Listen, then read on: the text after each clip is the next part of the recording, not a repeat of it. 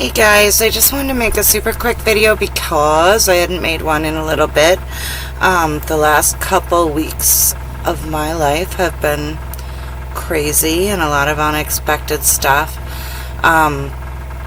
Again, anybody who knows me knows for a long time I've been dealing with a lot with my husband and his mental health issues, and 2 weeks ago, I guess Sunday, things just got really out of control with him and his behavior, and smashing things, screaming, yelling, threatening, hurting me, and it was just no longer safe for him to be here. So that relationship has come to an end.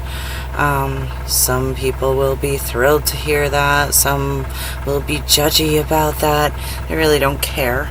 It's not your business, basically, and that's as much as I'm going to say about it.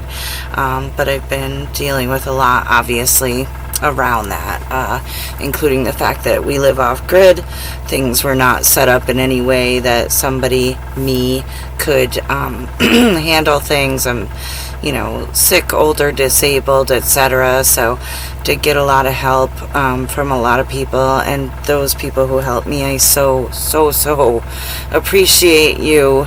There were moments there where I didn't know if we were going to make it, we being me, the cats, the dog, other animals, etc. Pretty close to things being very, very settled, and the temperature warming up on Sunday will help a lot, and I really hope that we are just through the worst of the winter weather, which is always when he seems to have his flip out moments and leave, when it's very dangerously cold temperatures. There's been a lot of below zero nights, etc. Anyway, okay, well, this was all leading towards this anyway. I wasn't planning on it happening immediately, but it was. I've asked him we are allowed to, there's a court order in place and we're allowed to speak by phone and computer. I asked him for a little bit of help today, and got basically the response I expected. So, from here on, things are going to be handled a different way. Anyway, so I don't know that much more has been going on than that. I'm still just slowly working on this place, and getting it prepared, and I hope that by spring I can redirect and work on the outside. I've really come to another really strong sort of decision, I think, in my head, which is these last 2 weeks were brutal in hell, and really the whole winter has. The last several winters have been very hard on me. My arthritis has been getting very bad, which is really funny because about 5 years ago I broke my toe when I was working at the homeless shelter in Barrie, and the doctor said to me, like, "You've got terrible arthritis, like, aren't you in pain?" And I was like, "No, I don't feel a thing." This last year I finally feel it, and like there are nights and days where every joint hurts. There's Sally. Hi, Sally. Anybody who doesn't know, come on. Sally was a rescue.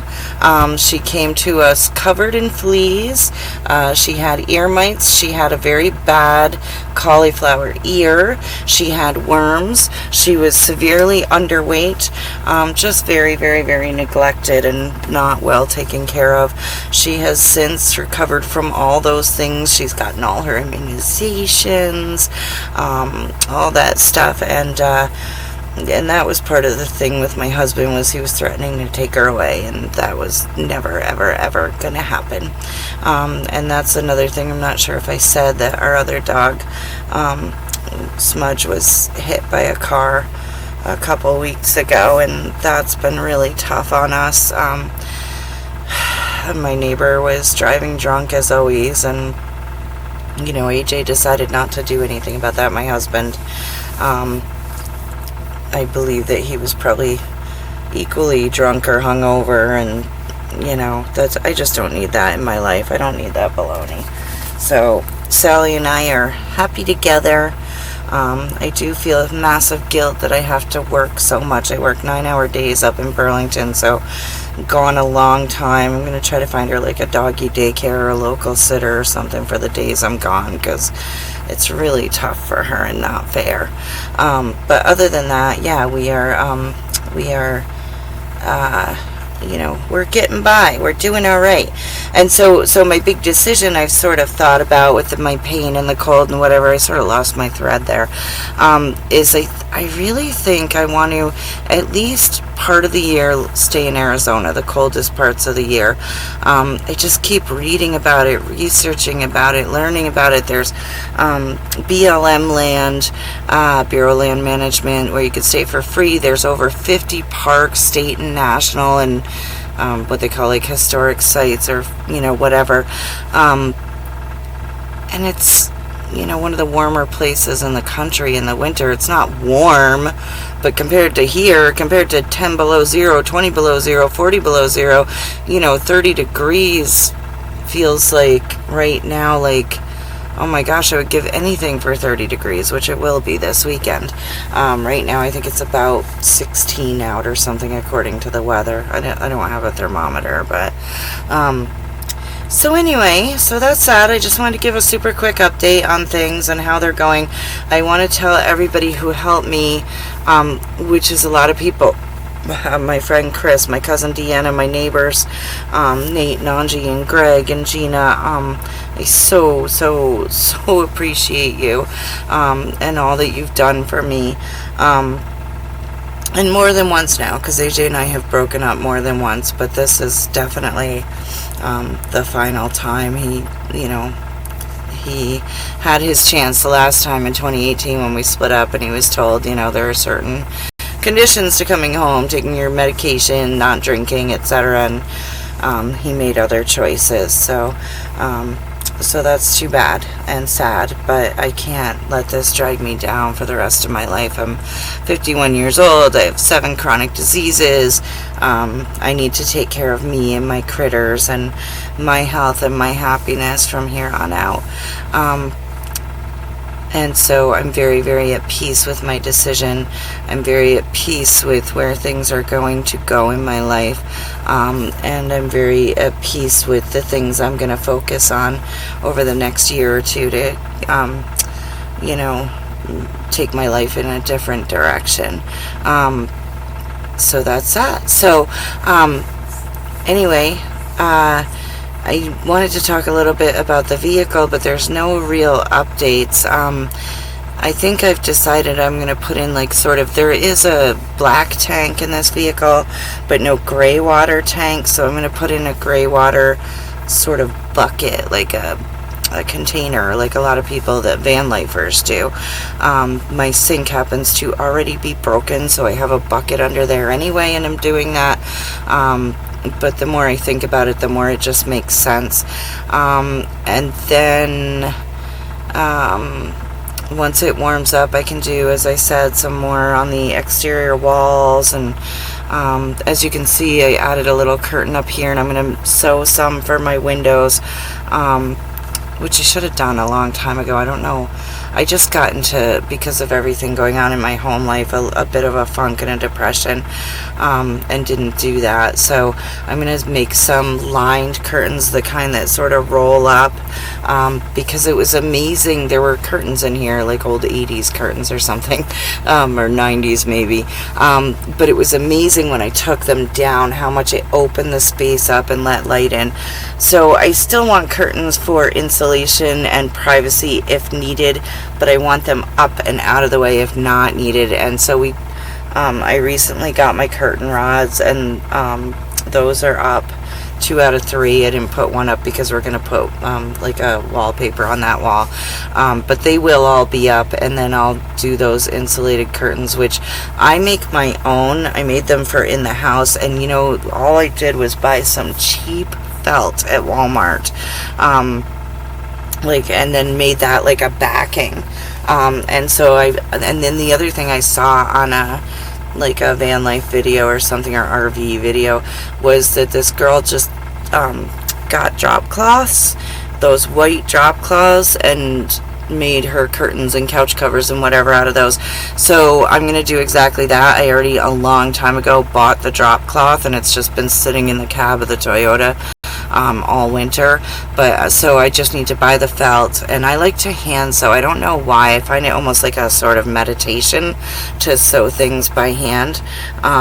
I just love doing it. So I'm going to hand sew 4 curtains for the 4 side windows, maybe one for the kitchen, but I don't think so, because you know what, like, that's over a stove with a flame, and that seems pretty stupid. So I might just do like a little valance or something back there. But anyway, so that's sort of maybe will be my next project. The last few weeks have just been or a couple weeks have been just trying to like survive. And I mean, I went 3 nights without the generator, which means I went 3 nights without my CPAP, which means I was feeling pretty rotten for a little bit. You know, people, I laugh at people complaining about masks, like wearing masks because of the pandemic, because I'm like, hey, I wear a mask all day at work, and then all night, you know? So I don't want to hear about anybody whining about a freaking mask ever. Like, you know, my life is masks. I hate it. But it's obviously life-saving, and I need it, and I have no choice. And every time I ever have to go without it, which has only been a few times ever, I have known that I've been made very aware that I need this mask. It is a life-saving thing.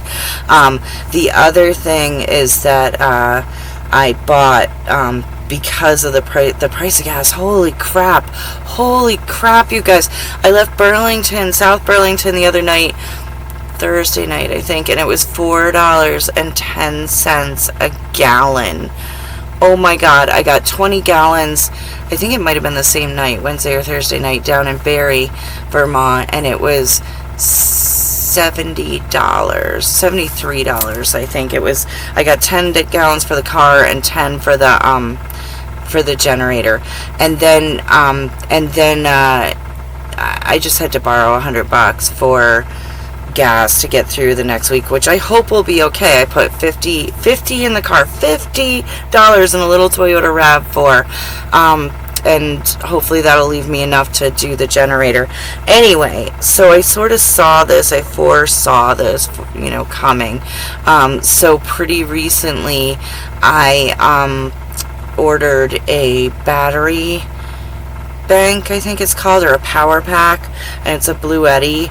And I think I talked about this, that I've been like, oh, I can't be independent and I can't do this until I have that power pack. It was fairly expensive, but I know that especially with the price of gas right now, it'll rapidly pay itself off.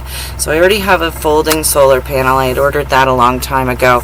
I can hook that to the Bluetti, especially in summer, and that can charge it, but I can also charge the Bluetti off the car if it's running, off the generator, so I could run the generator for, you know, I don't know, but I'm hoping half the time that I run it now or less.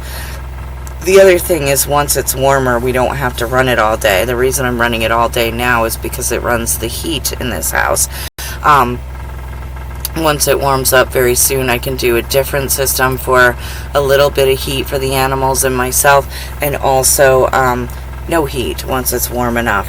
But right now, we're running it 24 hours a day, which is, you know, it's not that bad. Like, it's a gallon generator.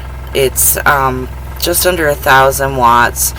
It's kind of cool little design. It's a little tiny thing, and it runs like a chainsaw. You mix together the gas and the oil, which is kind of neat because, you know, old generators I've had to, you know, add oil.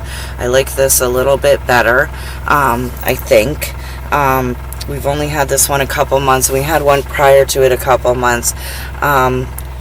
Anyway, so I forget the point. Generators, the price of generators doubled at the beginning of the pandemic. I think a lot of people started getting into this like survivalist mindset or whatever, and started buying things like generators. Maybe it had to do with the storm in Texas, that winter storm, Snowmageddon, my cousin calls it. But anyway, so like generators that we used to buy for say $200 were suddenly $400. Which was like 1,000 or a 2,000 watt generator.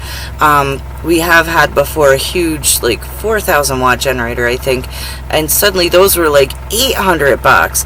And it's like, wow, like, first of all, this is not like an optional thing for us. We live off the grid and we need the generator. Oh, so what I was saying is the little generator that we have takes a gallon at a time. A gallon runs about 7 to 8 hours. So, we're filling that, like at least 3-4 times a day, depending on how long it lasts. And so 3-4 gallons a day. It's not horrible.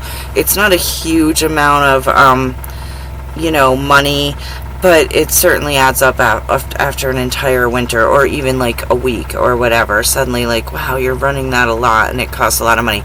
So what this Bluetti battery bank will do, you might have heard of some of these battery banks. There's like Bluetti, and there's like Jackery, and there's Goal Zero. Those are like the big name brands. And then there's little cheap ones. I've got a little cheap one up here behind this basket right now, running like my hotspot and stuff. You might be able to see it sort of glowing up there. But anyway, so then, if the generator goes out, like that battery bank there, I can run my CPAP on it for 2 hours. Which isn't a ton, but heck, it gets me 2 hours of safe sleep. So I'm hoping that this Bluetti, like, we can turn off the generator throughout the day or at night even, and it'll run my CPAP. I gotta tell you, like I said, the CPAP didn't run. I'm sorry, the generator didn't run, so it didn't run my CPAP, whatever, for 3 nights off and on. I was having trouble with it. I ended up having to, like, change the spark plug and do some maintenance, and we had to level it and all this stuff. But anyway, now it's running perfect, thank God. But those nights, like, when I woke up in the morning and it was so quiet, so peaceful, and I could hear the birds outside, and oh man, what a difference. I can't wait to get that battery thing. And I thought it was supposed to be here today. They said between the 4th and the 7th. I just want it. I want it so bad. So hopefully it'll be here, and I'll show it to you guys when it comes, and what it looks like and how it works. But the Bluetti I really, really, really wanted, and had my eye set on, was like $1,800 or $1,700, maybe $16, I don't know. And I just couldn't do that right now, so I got the next step down for now, which was significantly less. It was like $500, and like I said, that's a huge investment, but I think I'll be able to save that much money in gas for the generator, and probably in generators within like a couple months, especially with the price of gas right now. I do dearly, dearly, dearly miss my hybrid, my Mariner hybrid that blew the head gasket a few months ago, because even though the little RAV4 is a 4-cylinder, it does take significantly more gas to get back and forth to work. I drive 100 miles a day round trip to work. I drive from here, Plainfield, Vermont to Burlington is 50 miles one way. I drive round trip 100 miles, and that doesn't count if I have to like go somewhere or drive someone somewhere or something like that. Luckily I only work up there 4 days a week, but that's getting painful. It's getting painful, as far as it used to be like $15 a day, and I think now it's going to be about $25 a day for gas. So everybody, like, sort of just cross your fingers, say a prayer. I don't know what, that the price of gas goes down. It makes me so mad, because I don't know a ton about like the global economy of gas or whatever. I am smart enough to know the president doesn't set the gas prices. Apparently there's a lot of people out there who think that the president sets the gas prices. No, the president does not set the gas prices. There's OPEC, there's like all these oil, whatever companies, like, stop it. It has to do with the price of a barrel of oil, and it gets traded on the global market and whatever. So it makes me mad to know that most of our gas here in the U.S. comes from Canada, and it seems like they'll use any freaking little excuse to like jack up the price. Oh, you stopped the pipeline? Like, well, it's a global market, and we're gonna jack up the price of your gas and oil. Oh, there's a war, halfway around the world. Oh, well, it's a global market, and so, like, even though the cost of our gas and oil from Canada has not really changed in any way, somehow we're paying so much more. On the other hand, of course, not to get super political, but what's going on over there is so sad and horrible. My heart goes out to anybody in the Ukraine, and if this is what it's going to take because we're not buying Russian oil or something, or because others aren't, fine, whatever, I'll pay it. Like, I sat down and sort of figured into my budget, like, okay, if it's $4 a gallon or whatever, what is this going to cost me? And I'll just change my budget around a little bit.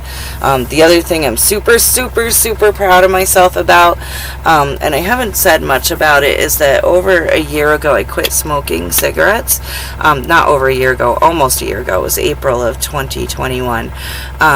But then I got hooked on the nicotine gum, like really hooked on the nicotine gum. And I'll tell you what, the cost of the nicotine gum is really not much less than the cost of cigarettes. So I was really chewing that a lot, and I was really pretty hooked on it.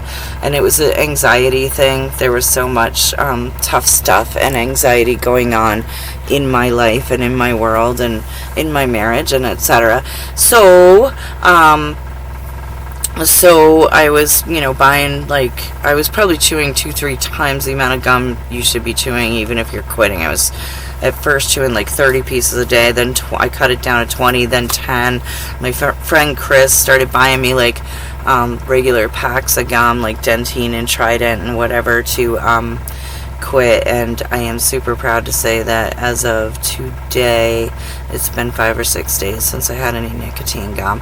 It definitely helps that there's a lot less stress in my life and my world. But yeah, that was a really tough thing. And I'm not like a big, I can't stand like ex-smokers who are super anti-smoker and whatever. I don't care, do what you want. But for me, I was having some breathing issues. I think they were due to the bad CPAP machine, but it wasn't worth taking any chances and adding extra stress on my lungs by smoking. I never was a huge heavy smoker anyway. I never smoked more than like a half a pack a day when I did smoke, except for a small period there at the beginning of the pandemic. I smoked a little bit more because of the stress of that, but that didn't last long. But anyway, or maybe it wasn't even, it was like a few months into the beginning of the pandemic now that I think about it. But it was just like a stress response to the scary, scary pandemic. Anyway, so I am totally 100% nicotine free. I'm also still dieting to combat the weight gain that I experienced due to the meds I was on for my trigeminal neuralgia. Those who don't know, I have trigeminal neuralgia and hemicrania continua. I've had it probably about 6 years now. I went to the doctor one day and thought I had an earache, and ended up coming home with this realization that I had this thing I'd never heard of, even as a nurse, called trigeminal neuralgia. It's a nerve condition. You have a huge nerve in your face that goes like this, under your eye, above your eye, and down your jaw, and a little bit into your teeth, and etc. And what I tell people is, if you ever had an ice cream headache, that's exactly your trigeminal nerve, where you're like, and you can't talk and whatever. Imagine having that 24 hours a day. That intense, severe pain where you can't even open your eye, you can't talk, whatever. Anyway, I had that for quite a long time. I tried 18 medications, 12 doctors. Finally, they found a med that worked. I also had a really bad tooth taken out, even though I was told in the very beginning that it wasn't a tooth. I think that was part of it. The tooth was shattered in my face. They believe it probably was initially mostly caused by possible bout of shingles. I was around a little unvaccinated boy who got chickenpox, and while the CDC won't say that you can get shingles from chickenpox, I've gotten shingles twice in my life now. Both times I was exposed in very close proximity to somebody with chickenpox. So I don't care what the CDC says, I know you can get shingles from chickenpox. Shingles is just latent chickenpox basically in your body after you've had it as a child, and then it can reemerge. Well, I think it reemerges with a trigger, obviously that being somebody with chickenpox. Anyway, so if you know anything about shingles, it's on the nerve. It's very painful. So I did these 18 meds. I would have done anything to function, and I did 18 different meds. Some of them were pretty nasty, like Depakote, to try to get rid of the pain and function. And sorry, it's really cold and everybody's shivering, and I just got to turn the heat on for a second.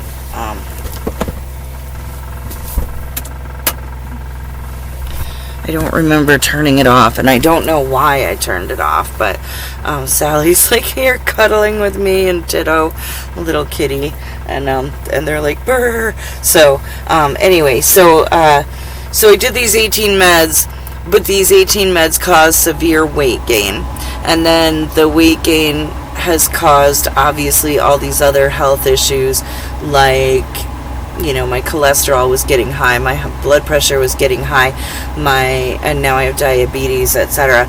So now my focus is to lose this weight,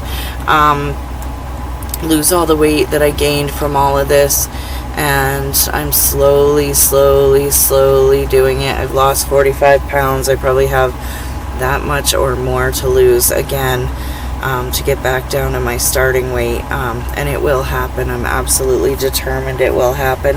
I've been going for almost a year now, again 10 or 11 months, but yeah, so I got goals, man. I got goals, and I'm gonna reach them, and I'm gonna go to Arizona, and I'm gonna see the Grand Canyon, and I'm gonna see all these amazing and awesome national parks like Joshua Tree and all the others, and I hope to get to see my buddy Ken when I'm out in Cali, and so on. So that's the plan for now. It's going to be like, you know, a year or two until I get gone, but it's happening. It's all happening.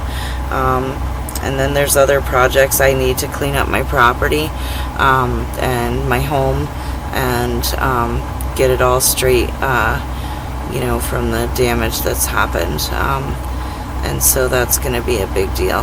Happy to take any volunteers who want to help me. It's not an easy life living off the grid. I've had more than one person come and stay for a night or a week or a month and realize that it's not like it looks on video. It's not, you know, all like beautiful scenery and da-da-da. Living off the grid is hardcore physical labor. It is working and running 24 hours a day. Not really 24 hours a day, but you know, many of the hours you're up. I just got in before I turned on this video from going out, grabbing a 5-gallon gas can out of the back of my car, mixing it with the oil, the 2-cycle oil, and sliding it across the snow because I can't really lift it that well, to the generator so that that's ready to go. I filled up the generator. It never fails that something like the generator or the propane goes out at 3 a.m. Always. So 2 nights ago, it was brutal cold out, brutal, like, I don't know, 9 below zero, and probably I would say it feels like temp of like maybe even 20 below, who knows. It was so awful, and of course I woke up and the heater furnace was blowing cold air, which is a sign, and I knew it was close anyway. And so I'm out there at, you know, 3 in the morning crying. My hands going numb because there was snow. It started snowing. It wasn't even supposed to. Snow on top. So I'm like cleaning snow with my bare hands off the propane tank, you know, unscrewing the thing, whatever. So yeah, living off grid is tough, and it's made for only the most rugged people. You know, I love people who like watch Dick Prenneke and they're like, yeah, that's the life I'm gonna live. I'm gonna go move to Alaska with only a hatchet head and a, you know, hammer head, and build my own handles, and you know, and saw my own logs and whatever. Yeah, okay, you know, talk to somebody who's really done it. If you are soft from just being an American, drinking your soft drinks and going to McDonald's and playing video games and whatever, a total lack of physical activity, you will not be able to do this. You will never be able to live this life. And even me got a little bit spoiled about, I do have to say that my husband did a lot of the physical parts of things, like, carrying the gas can, or hauling water down to the house or whatever. I'm doing it all now, and it's fine. It took a little bit of getting used to, and sort of figuring out my routine and etc. But if you don't live in that mindset, I always say, living off grid is a lot of hauling. It's hauling your laundry, it's hauling your water, it's hauling your gas for your generator, hauling your groceries. It feels like you're always hauling. And so, unless you're ready really to put in that kind of physical labor, and sometimes it's backbreaking, sometimes I am in pain, at night because of, just this week alone, twice I fell on the ice. It's a lot. And then, of course, if you're going to do a garden and or hunting or whatever, you're talking about way more physical activity. When we bought this place, we ended up building, we bought an old mobile home, but we built a porch, deck, whatever. We built two little barns. Again, it's all physical labor, and it's not as easy as it looks. It's not just saying it. The little barn that we built up top here, just above the house, and that's where the pigs and goats have been, and chickens and stuff, that took months and months and months and months and months, and money. We finally got a stimulus check, because we used a lot of recycled and salvage materials, but I didn't have any way to side it. That was the final step. And then we got a stimulus check, and we went and got boards, just wide boards, and we sided it, and it looks really pretty. It looks like it could be a house. In fact, I guess people have questioned if it was a tiny house. No, it's a barn, but it looks nice, and it could be a tiny house, yeah, I guess, but it's not. It's a barn. But anyway, again, anything like that, putting up fence, that's hard labor. Don't fool yourself if you're living in some apartment somewhere, with power and, Xbox and whatever, that you're gonna, a lot of people get up here and right away are oh my God, I have no cell service. I have no cell service. What am I supposed to do? I can't stay here. Well, what I do is I have a VoIP phone number, a voice over internet provider. It's the one that I use is Text Now. There's also Google Voice and whatever, but you adapt. That's what you do. You adapt. And if you can adapt, don't fool yourself that you're ever going to live off grid, or be a survivalist, or live in Alaska, or survive the apocalypse. No, you're not. Stop it. I had a girlfriend once, we always laughed. She joked I couldn't do this because I couldn't live without a hairdryer. Okay, yep, all right, yep.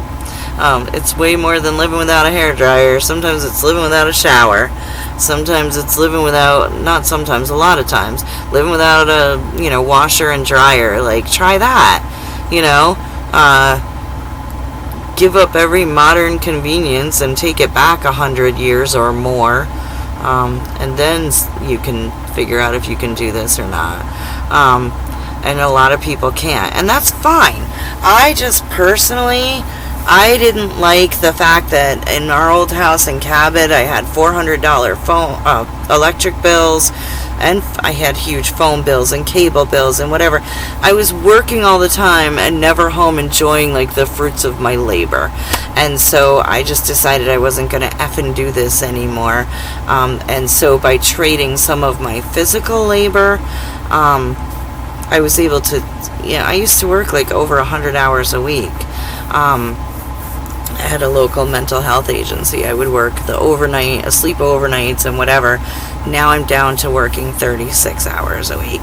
To me, if the trade-off for that is, I got to run around and grab a can of propane and drag it up to the house and hitch it to the heater, a couple times a week or whatever, and go pull start the generator several times a day in the winter, that to me is worth my 100 hours or whatever of labor that I was giving someone else to pay these giant bills. As I get older and older, I'm starting to rethink some of that and wonder if that's going to change for me, especially with all my health issues.